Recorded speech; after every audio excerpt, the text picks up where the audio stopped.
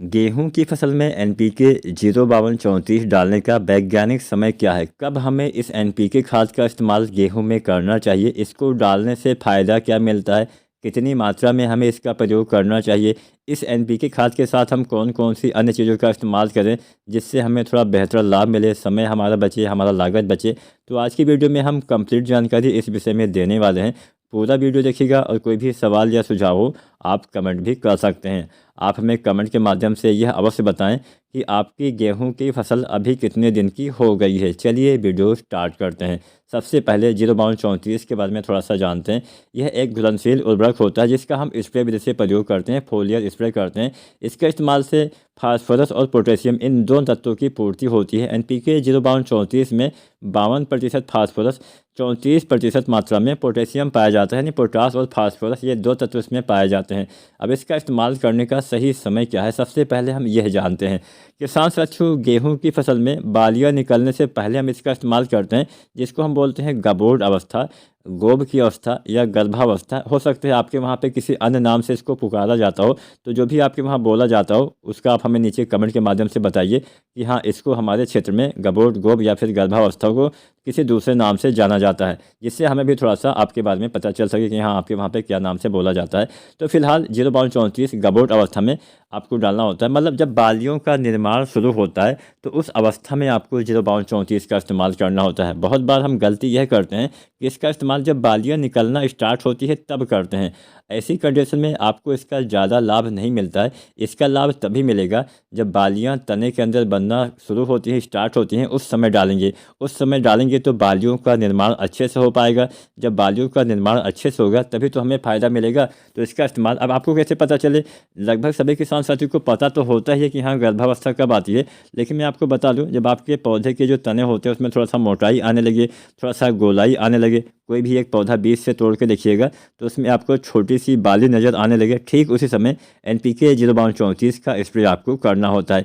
इसके साथ कुछ अन्य चीज़ें मिला के डालने से इसका लाभ और बढ़ जाता है। क्या क्या डालना? सबसे पहले तो एक सावधानी बरती है। इस समय जब बालियाँ निकलना स्टार्ट होती हैं तो नमी की कमी यानी पानी की कमी नहीं होने देनी चाहिए।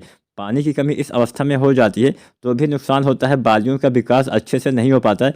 भले ही आप एनपीके 05234 न डालें, लेकिन पानी की कमी ना होने दें, नहीं तो और ज़्यादा नुकसान हो जाएगा। तो नमी बनाए रखिए, उसके साथ 05234 डालिए। अब इसके साथ आपको डालना होता है बोरोन। बोरोन के इस्तेमाल से फ़ायदा क्या होता है? परागण अच्छे से होने से आपके पौधे में क्या होता है कि दाने का विकास, दाने का निर्माण सही से होता है। कई बार परागण की कमी से दाने हमारे खाली रहने वाली समस्या आ जाती है।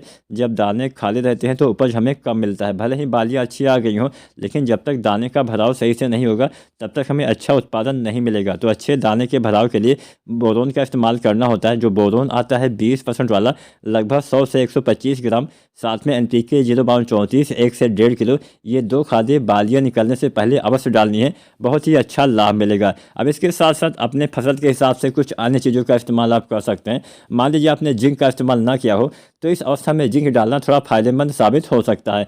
जो जिंक आता है 12% वाला, लगभग 120 ग्राम के आसपास आपको इस्तेमाल करना है। केवल 12% वाली जिंक जो आती है, केवल चिलेटेड वाली जिंक ही आप इस्तेमाल कर सकते हैं, जो एडिटिव रूप में आती है। आप यहाँ पे जिंक सल्फेट का इस्तेमाल नहीं कर सकते हैं।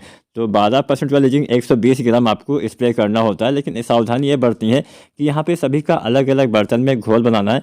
कभी भी 12% वाली जिंक आपको एनपीके 05234 के साथ घोलना नहीं होता है, नहीं तो कोई भी चीज़ें सही से काम नहीं कर पाती हैं। अलग अलग घोल बना के आप, बोरोन हो गया, एनपीके 05234 हो गया, मात्रा आपको पता ही है, एनपीके 05234 1 से 1.5 किलो, बोरोन 20% वाला 100 से 125 ग्राम, और जो आता है आपका जिंक 12% वाला लगभग 120 ग्राम, इन तीनों का अलग अलग बर्तन में घोल बनाइए।